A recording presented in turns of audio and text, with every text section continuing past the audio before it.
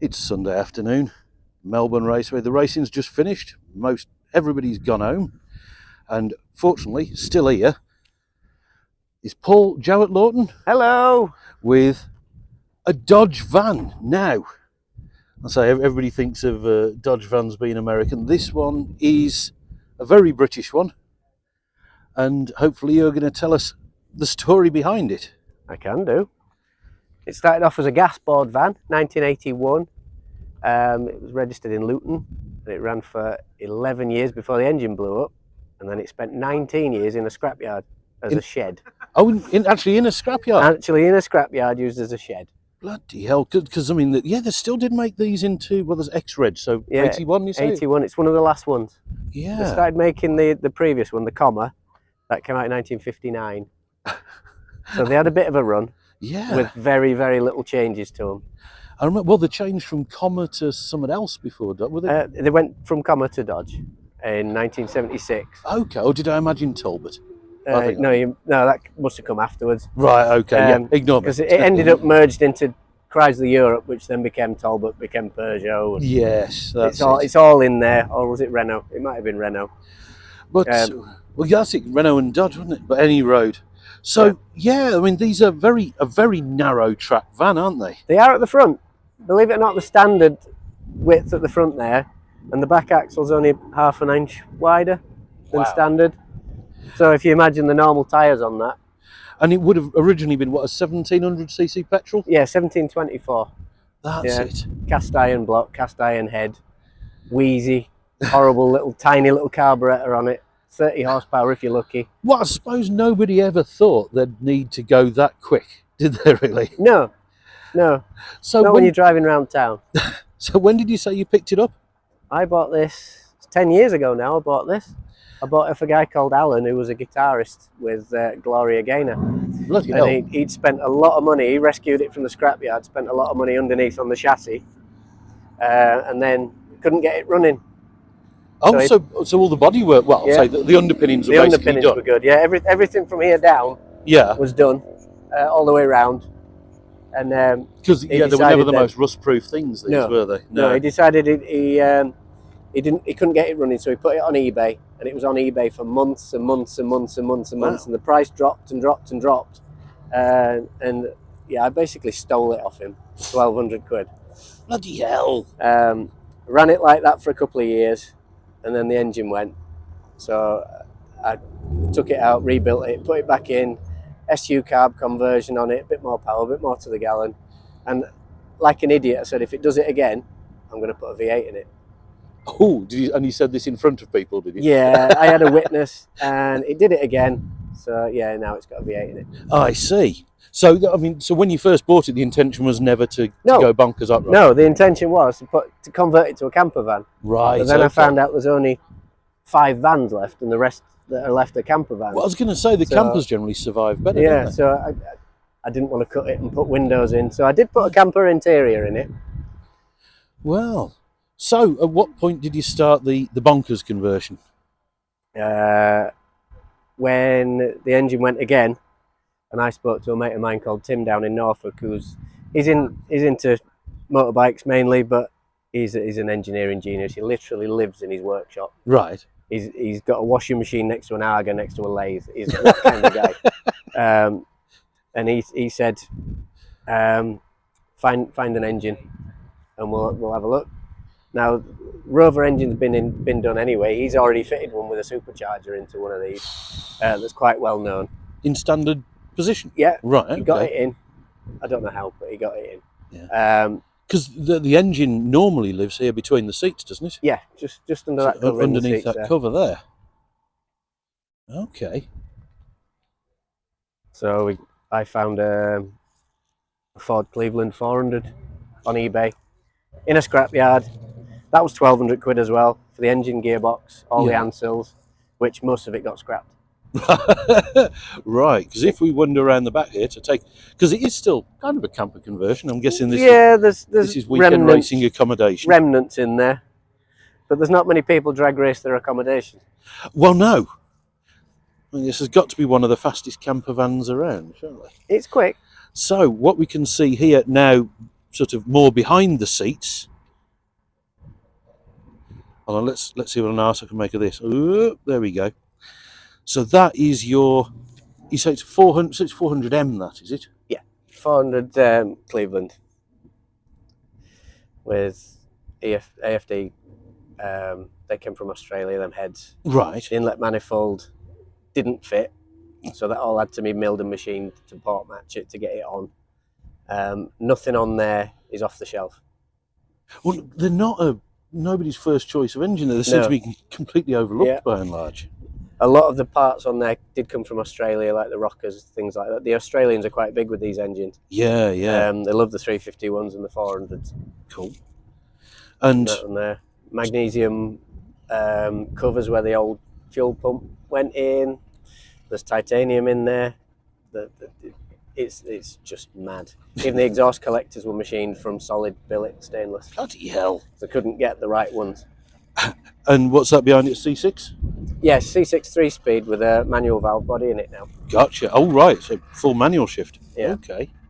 But it'll happily set off and run in third all day long. Brilliant. Because I suppose, compared to what it normally punts along, this is probably quite flyweight, isn't it? Do you know how heavy the van is? It's 1650 kilos, I think, at the minute. Oh, that's actually more than I thought it might be.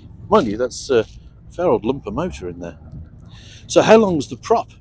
6 inches. It's literally 2 unions. Oh god. And so what is the back axle? Rover P5. Right. It's a Rover P5 back end. I'm pointing at the floor like you can see from there. It'll be a bit dirty under there because I've driven through all the puddles and it's been on the sand. Just having a few problems with diffs at the minute. Saving up for a limited slip. But I blew one diff out of it on Bridlington Beach doing the race for waves. Got towed home. Had a spare, put that in, and then today it's locked itself up. So I've basically got a welded diff in there at the minute. So I need to get in there and sort that. Well, I mean, go around that side. There's a big puddle around there. Now, for all this motor, there's not actually a great deal of tyre here. No, 205s. 205 tyres. Can't get anything wider in. Because it's still all stock tubs and everything under there, is it? Yeah. And you run on treads? Yeah.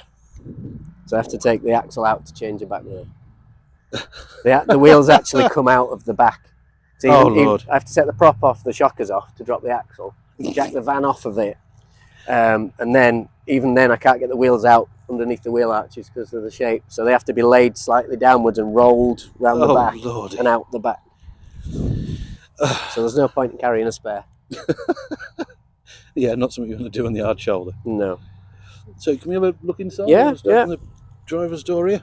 Open the door. Now these things are standard had the wiper motor up above, didn't they? They did. Yeah. Absolute stupid design. Moves the rain from one side back to the other. Excellent. And it doesn't actually get it off the screen. So got electric handbrake as well.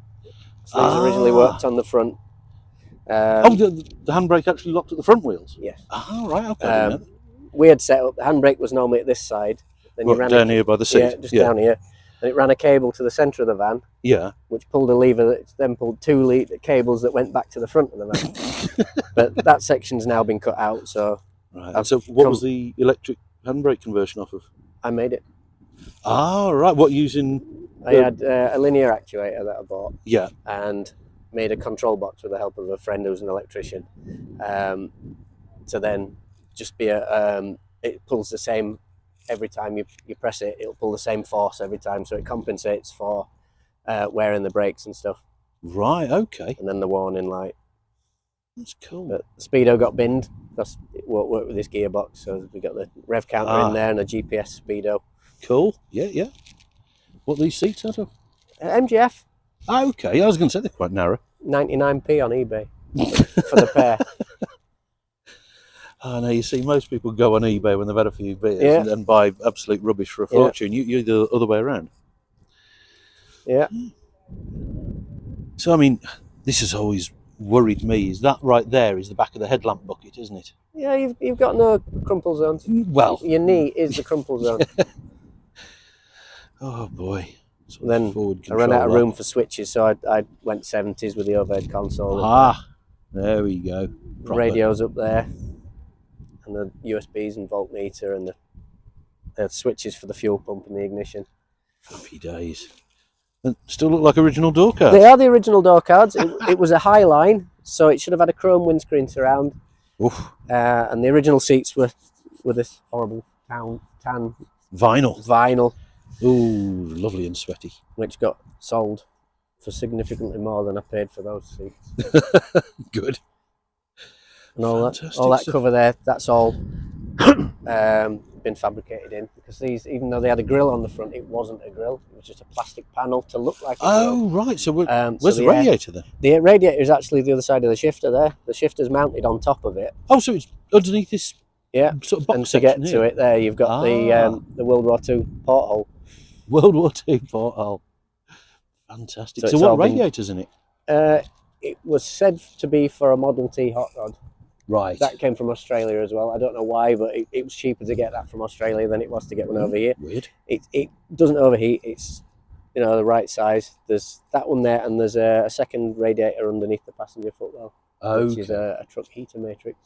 Right. Nice one. So that's all inventive. plumbed in with the electric water pump. Oh, so it runs a solo electric water pump. Yeah. Right. No Yeah. mechanical. Okay. No, I went electric, and then the bottom pulley was then shortened. We lost £4 off the bottom pulley. 'Cause it only needs 1V Of course. rather than 4. £4 for one pulley. Bloody Yeah. hell. No power steering. I have put a servo on it, even though it still is drum brakes. Oh, it's still stock brakes. Yeah, Oh, Lordy. it stops. I've put air scoops on the front, but it does stop eventually. And so, like you say, originally it would have been about 40 horsepower from its 1700cc If engine. you're lucky. So what is it now? I had it on the dyno at just under 300 at the wheels, but it wasn't getting full throttle and the secondaries weren't opening. Oh, So what, 300 on the primaries? Yeah. Bloody hell. and I've not had it back since, but we're looking at 400 at the crank. Brilliant. So you say this was just a fill-in panel? Just a It was fill-in no panel, the slots? same as this, all the way across. No slots. Oh, bloody hell. So that radiator there is further forward than the standard one was. Yeah. And it's all been ducted in. Right. Brilliant stuff. Now, I mean, what times does it run? Because here at Melbourne, if you don't know, it's an 1/8 mile, no prep. So what have you been running here? I'm consistent low 9s, Cool. but I have run 898 the last time I was here. And that is on your 205 street That is on the radials. 205 street radials, yeah. Brilliant. And have you had it done a quarter? No, I've not done the quarter yet. What gears does it run then? As if it's a P5 diff. 3.7, I think. Oh, so not outrageous. No. Then. I mean, it must still be pleasant enough on the street. Yeah, it's not too bad actually. It'll cruise at 50, 55 on the motorway all day long, and to be honest, it's that loud you don't really want to go any faster than that. And is it more stable than it looks? Yes. Good. The back end's on a 5-link with coilovers now, and the front end's got Toyota Hilux shockers. Right. So it's a lot more stable than it looks. Because I still wouldn't throw it round a roundabout though. Well, I was going to say, you always looked at these little sort of narrow track vans and thought it was ready to fall over, but right. And you've also, I mean, you're not scared of using it on the street. You get up about It's out all all over the show. time. All the time. And don't, like you mentioned earlier, race the waves. You've done a couple of Yeah, I did beach that. races at Bridlington. Yeah, that's a hoot. If ever you get a chance to do it, you need to do it. It's brilliant. Fantastic. And all you need to do afterwards is invest in a decent garden sprinkler to throw underneath to get all the sand off. Yes, sand and salt, which Yeah. British vehicles are known Yeah. to love. Yeah, but that was a very good 4-day event.